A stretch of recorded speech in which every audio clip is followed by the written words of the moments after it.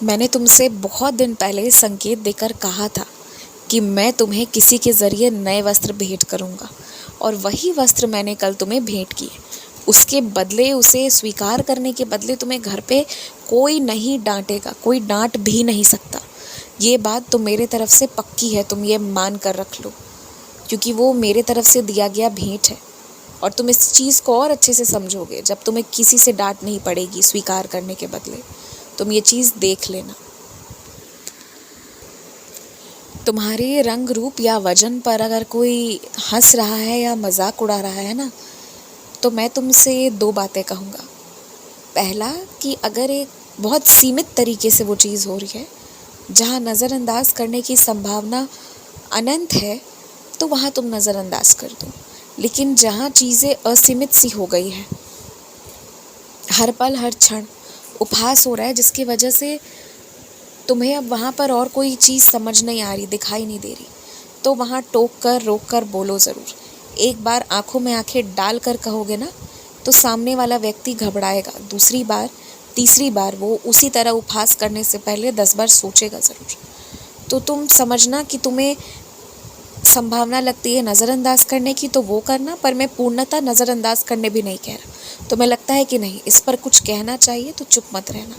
अपनी बात, अपनी आवाज़ उठाना और अपनी बात ज़रूर रखना, आवश्यक लगी तो। तुम जिस सफ़ेद रंग के वस्त्र अपने लिए ढूंढ रहे हो, खासकर उसकी जिस तरह की डिज़ाइन वाले तुम वस्त्र खोज रहे हो, जिसकी कला, जिसकी डिज़ाइनें, जिसकी सारी चीज़ें तुम्हारे हिसाब की हो, वो तुम्हें तुम्हारे शहर में नहीं मिलेगा। वो तुम्हें कहीं बाहर से मंगवाना होगा। और तुम जिस विशेष प्रांत के हिसाब का वो पोशाक चाह रहे हो, वहाँ के कुछ कला चाह रहे हो उसमें, तो तुम्हें वहाँ जिन्हें तुम्हारे पहचान वाले हैं, जिनको तुम जानते हो, तुम्हें उनसे संपर्क करके कहना पड़ेगा कि वो तुम्हें मदद करे, ताकि तुम दुकान वाले से मिल पाओ और उचित दुकान वाले से फिर तुम वो सामान मंगवा पाओ। तो ये शुरुआत तुम्हें करनी होगी। तुम्हारे लिए इस चीज़ में ये मत सोचना कि शहर में ही तुम्हारे मिल जाएगा। इसके लिए तुम्हें खुद ही थोड़ा सा मेहनत करना होगा, ढूंढना होगा, तो तुम्हारे मन अनुसार मिलेगा, क्योंकि बहुत समय से तुम्हारी तमन्ना है कि तुम वैसा कुछ पहनो उस रंग का, तो वो तुम्हें मिल ज़रूर जाएगा। तुम्हें मैंने पुनः अन्नदान करने का मौका दिया है। मैं ये बहुत अच्छे से जान चुका हूँ कि तुमने बहुत लोगों की भलाई की है, बहुत हद से ज़्यादा आगे तक जाकर उनके जीवन के बारे में सोचा है। तुम्हारी जगह कोई दूसरा नहीं सोचता। लेकिन मैं ये भी जानता हूँ कि शायद इंसानियत से और दान पुण्य से तुम्हारा विश्वास धीरे धीरे उठ रहा है, टूट रहा है, सिर्फ इसलिए क्योंकि तुमने जिस जिस का सोचा, जिस जिस को बढ़ चढ़ कर किया, वो सब लोगों से तुम्हें बहुत धोखा मिला है। मैं ये भी जानता हूँ कि तुम अपने घर पर, अपने दुकान में, जो भी लोग हैं जो छोटे छोटे काम करके बहुत थोड़ी सी तनख्वाह कमाते हैं, उनके लिए तुम्हारे मन में एक विशेष अलग जगह है, जहाँ तुम्हारे मन में उनके लिए सम्मान और प्रेम है। मैं जानता हूँ कि तुम उनके लिए कुछ भी करने को तैयार रहते हो और किसी भी हद तक जाकर कुछ भी कर सकते हो, पर अपनी उस इंसानियत और अच्छाई को मत छोड़ो चंद लोगों की वजह से, क्योंकि तुम्हारे जैसे लोग अभी प्रेम बांटेंगे ना, तभी ये संसार टिक पाएगा। कुछ लोगों की वजह से तुम सबसे नफरत मत करो। जो तुम्हारे आसपास इतना तनाव है, ऐसे विचित्र लोग हैं जो हर वक्त लड़ने उलझने को तैयार रहते हैं, जिन्हें अपने मस्तिष्क पर, अपने विचारों पर काबू नहीं है। तुम इन सब से जो बहुत बहुत परेशान रह रहे हो ना, क्योंकि मैं ये देख पा रहा हूँ कि ना तो तुम अपने जीवन से परेशान हो, ना अपनी प्रगति से परेशान हो, ना ही अपने काम से तुम्हें दिक्कत है। तुम्हें दिक्कत आसपास के लोगों से है, और कभी लोग सही हो जाते हैं तो कोई और चीज़ खराब हो जाती है। एक बात तुम गांठ बांध लो, रोज़ के लिए, रोज़ ना 1 घंटा, बस 1 घंटे के लिए तुम ध्यान करो। शुरू शुरू में तुम्हें बहुत मुश्किल लगेगा, तुम्हें 10 मिनट नहीं बैठा जाएगा, लगेगा कि कैसे ऐसा हो।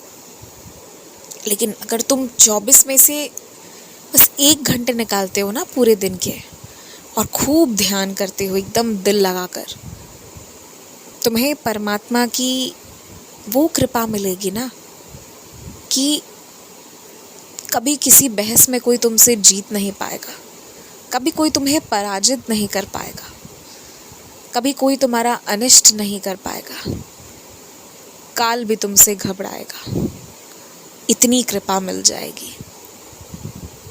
जब जीवन में बहुत परेशानी आने लगे ना, लगने लगे कि कोई कुछ नहीं समझ पा रहा है, कष्ट उस चरम सीमा पर पहुंच जाए जहां अब वो असहनीय हो जाए, तो एक बार रुककर ज़रूर परमात्मा को पुकारना चाहिए।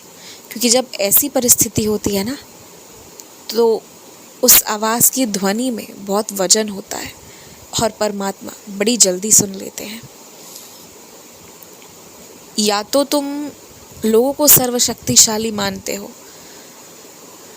या तो फिर तुम अपने आप को कमज़ोर मानते हो, चाहे जो भी कारण हो सकता है दोनों में से कोई एक बात सही भी हो।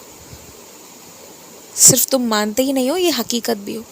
लेकिन तुम जितने भी परेशानियों से परेशान हो ना, जितनी भी आपदाएं आई हुई हैं, कभी नौकरी को लेके, कभी घर परिवार को लेके, कभी रिश्ते नाते को लेके, कभी लोगों को लेके, कभी समाज को लेके, कभी तुम्हारे नाम को लेकर, जो भी है तुम्हारे ऊपर लगाए गए अपयश, ये वो ऐसा वैसा जो भी है, तुम बस ध्यान करो। 1 घंटा ईमानदारी से ध्यान करो। और मैं तुमसे ये वादा करता हूँ कि अगर तुम्हें लगे कि इससे तुम्हारा नुकसान हो रहा है, फ़ायदा नहीं हो रहा है, तो तुम 1 महीने के बाद ना छोड़ देना। फिर मैं जीवन में तुमसे कभी नहीं कहूँगा कि तुम ये चीज़ करो, और मैं कहूँ भी तो तुम मत करना, फिर रहने देना। लेकिन 1 महीने ना बेहद ईमानदारी से बस मेरा स्मरण करो। तुम्हें ना वो समझ में आएगा कि तुम्हें करना क्या है और तुम्हें क्या नहीं करना है। तुम्हारी जीवा पर माँ सरस्वती विराजेंगी, फिर तुमसे कोई नहीं टकराएगा। तुम्हारे आसपास मेरी शक्ति होगी, फिर तुम्हारे आगे कभी कोई संकट नहीं आएगी। लेकिन उसके लिए तुम्हें भी थोड़ा अपने तरफ से कुछ तो देना होगा। तो दिल लगाकर ध्यान करो और किसी की बुराई के लिए कभी पूजा मत करो। अपने बचाव के लिए करना है करो, पर किसी की बुराई, किसी की मृत्यु, किसी के साथ गलत हो, ये सब सोचकर मत करो। किसी का अनिष्ट मत मांगो। तुम्हें अपने लिए न्याय मांगना है तो न्याय मांगो, लेकिन सामने वाले के साथ कैसा व्यवहार किया जाए ये सब मत कहो, और उसमें कभी भी बुराई मत चाहो। तुम बस अपने लिए न्याय चाहो। जब ये विचार रखकर तुम ईमानदारी से प्रार्थना करोगे ना, तो परमात्मा तुम्हारी बड़ी जल्दी सुन लेंगे।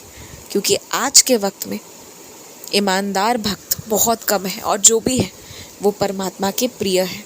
और जो इस तरह से परमात्मा का ध्यान करते हैं ना, परमात्मा सदैव उनके साथ रहते हैं, उनकी रक्षा करते हैं। हर बीमारी, हर रोग से, हर परेशानी से कोसों दूर रखते हैं अपने ऐसे भक्तों को। तो तुम बात मानना मेरी। आयुष्मान भव, दीर्घायु भव।